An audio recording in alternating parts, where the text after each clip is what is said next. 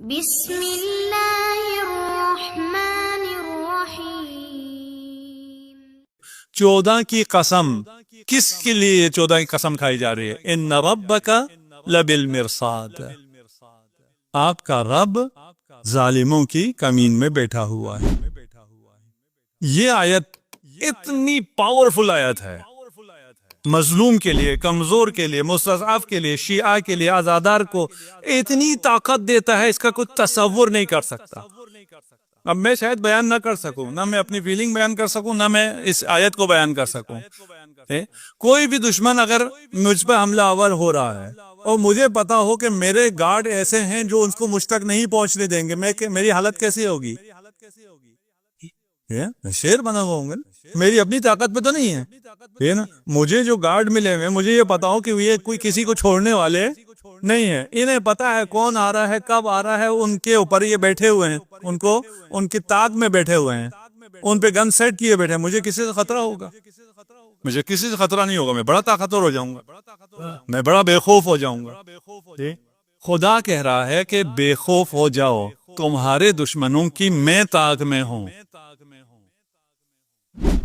ہے نا۔ کتنا ہم میں طاقت آ جانی چاہیے، کتنے ہم میں پاور آنے چاہیے، کتنا ہمیں شجاع ہو جانا چاہیے۔ ویسے شیعہ علی ہوتا ہی شجاع ہے، شجاعت اس کے لیے مشکل نہیں ہے، لیکن اگر اس سے پتا چلے کہ خدا اس کے لیے ہر آن اس کے دشمن کی طاق میں بیٹھا ہوا ہے، اور اگر اسے مہلت دے رہا ہے تو یہ مہلت اس کے حق میں نہیں ہے، تمہارے حق میں ہے۔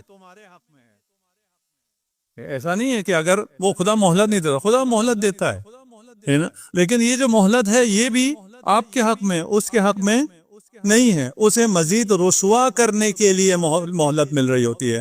صلوات پڑھیے محمد و آل محمد۔ انشاءاللہ کل سے ہم ٹائم پہ شروع کریں گے، آپ لوگ آئے ہوئے ہوں یا نہ آئے ہوئے ہوں، ہم ٹائم میں شروع کریں گے اور ٹائم پہ ختم بھی کریں گے، کوشش ہے ہماری۔ اس کے بعد میرا ابھی لیکچر ہے، اس لیے مجھے آج جلدی ختم کرنا پڑے گا۔ کل پرسوں، ان 3 دنوں میں ہم کوشش کریں گے اس سورے کی مکمل تفسیر کر سکیں۔ جو کل نہیں آ سکتے وہ بے شک نہ آئیں، پرسوں ضرور آئیں، کیونکہ پرسوں اس کا خاتمہ ہے اور نفس مطمئنہ کی بات ہے نا، اور نفس مطمئنہ صرف اور صرف حسین ہے۔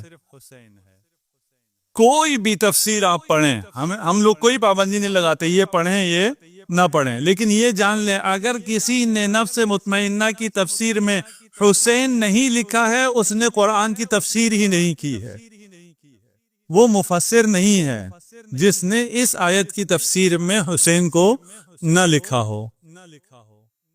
پڑھیں، سب پڑھیں، لیکن جان لیں یہ کچھ جگہ ہوتی ہیں جہاں سے آپ کو پتہ چلتا ہے کہ یہ پڑھنا چاہیے یا یہ نہیں پڑھنا چاہیے۔ اس دین کو ان 14 نے قربانیاں دے کر بچایا ہے، ہم تک پہنچایا ہے۔ اس دین پر عمل کرنا تو بنتا ہے نا۔ عبادت صرف ہمیں زیب دیتی ہے، اس لیے کہ زین العابدین ہمارا ہے۔ سجدے صرف ہمیں زیب دیتے ہیں، اس لیے کہ سید الساجدین ہمارا ہے۔ نمازیں صرف ہماری قبول ہوں اور کوئی اور نماز پڑھ رہا ہو، نمازیں آپ کی قبول ہو رہی ہیں۔ تلاوت پہ آپ کو ثواب ملتا ہے، تلاوت قرآن، پورے قرآن کی تلاوت کو چھوڑ دیجئے نا، اسی ایک سورہ فجر کی تلاوت سے آپ کو جنت مل رہی ہے، آپ کو معصوم جنت کی ضمانت دے رہا ہے، اور جنت بھی حسین کے ساتھ درجہ حسین پر سورہ فجر سے۔ اور جو مومن پورا قرآن تلاوت کرے اس کا کیا مقام ہوگا؟ اسے قرآن ہمیں تلاوت کرنی چاہیے، قرآن کے ہم وارث ہیں، قرآن ہمیں لوگوں تک پہنچانا چاہیے۔ ہماری مجالس کو، ہماری محافل کو قرآن سے دور نہیں ہونا چاہیے۔ ہاں، یہ فرش اعضاء ہمیں قرآن سے نزدیک کرنے کے لیے ہے۔